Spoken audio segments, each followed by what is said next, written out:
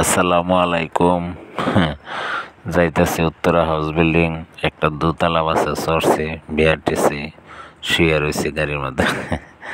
আমার চৌরাস্তা থেকে ময়মনসিংহ যাইতে লাগে 1 থেকে 1.5 ঘন্টা বা 1 ঘন্টা 20 মিনিট, আর এই উত্তরে যাইতে লাগিয়ে গেছে আমার ঘন্টাখানি।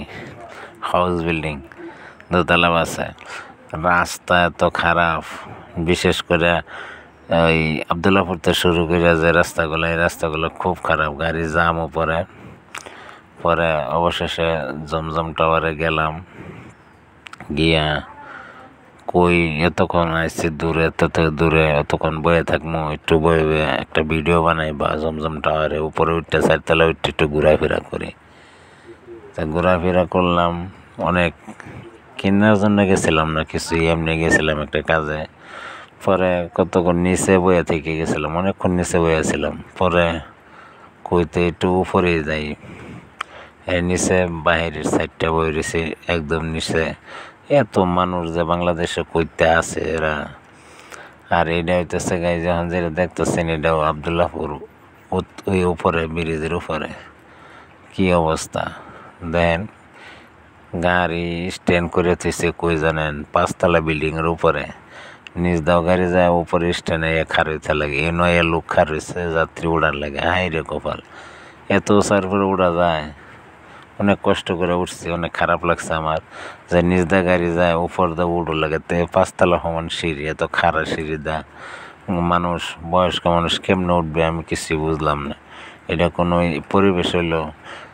হাইফাইয়ের যেগুলা গাড়ি বেশি চলে সেগুলো উপরে স্ট্যান্ডে থিছে, আর নিজদা যেতে যায় তা হইতেছে কামারপাড়া কইরে আবার হেন কতক্ষণ দেখতাম। পরে কষ্ট করে উপর উঠলাম, উঠে গিয়ে পরে জমজম টাওয়ারের ওদিকে আইলাম। কি করবো, মানুষ কতটা বেলাজ্জা বেসরম, মহিলা মানুষ যে কয়েক গ্রাম মানুষ তা অনেক শান্তিতে আছে, অনেক ইমান দূরে রাখছে। কারণ ঢাকা শহরে মহিলারা কি পরে না পরে মাথায় নষ্ট। দেখলে 2-4-5 ঘন্টা আছিলাম জমজম টাওয়ারের ওদিকেই। অনেক দিন ধরে যাই না, এই নর্থ টাওয়ারে গেছিলাম 2008-এ, আর এখন গেছি 2025 সালে। সিঁড়িটা ডর করে নামতে পারিনি, ভয় লাগে অনেকক্ষণ। খারে থেকে পরে ভাড়া দিলাম, পাড়া মারমু কোনো তাড়াতাড়ি করে যাইতেছে এই কথা। পরে পাড়া অবশেষে পাড়া মারিয়ে লইলাম। পরে যাইতেছি, মহিলা করে দেখলে কি যে করতে মন চায়। মানুষ তো হুদাই করে না, উত্তরা বানানি জায়গা। কারণ পরিবেশটা হইতেছে ভিআইপি পরিবেশ, বেসরম পরিবেশ। কইলে অনেকে রাগ করবো, খারাপ ভাববো, খারাপ ভাবলে কিছু করার নাই। কারণ বাস্তব যেটা হেঁটে বলতে হবে, অনেক অবস্থা ভালো না ওদিকের রাস্তাঘাট বা পরিবেশ। আমার হিসাবে নোংরা মনে হইল। দেখেন এত উঁচার উপর তো মানুষ এই করতেছে বইয়া। পার্কটা ছিল না, 4 তলার উপরে গেলে পরে পার্কটার ভিডিও করলাম।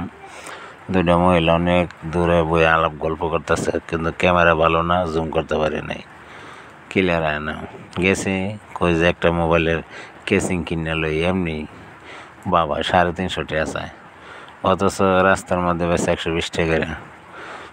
পরে 300 টাকা চায়। আমাকে কম টম না, 50 টাকা কম দেন। 50 টাকা কম না ভাই, 100 টাকা দিন, দিলে দেন, নাহলে কবে 100 টাকা দেয় খাবার পাওয়া যেত না। আমি বললাম, ফাইনালি পরে নিচে নেমে বললাম, পরে আর কী করবো, বই রইলাম। কিন্তু অনেকক্ষণ দেখলাম পরিবেশটা একদম মোটেও ভালো না।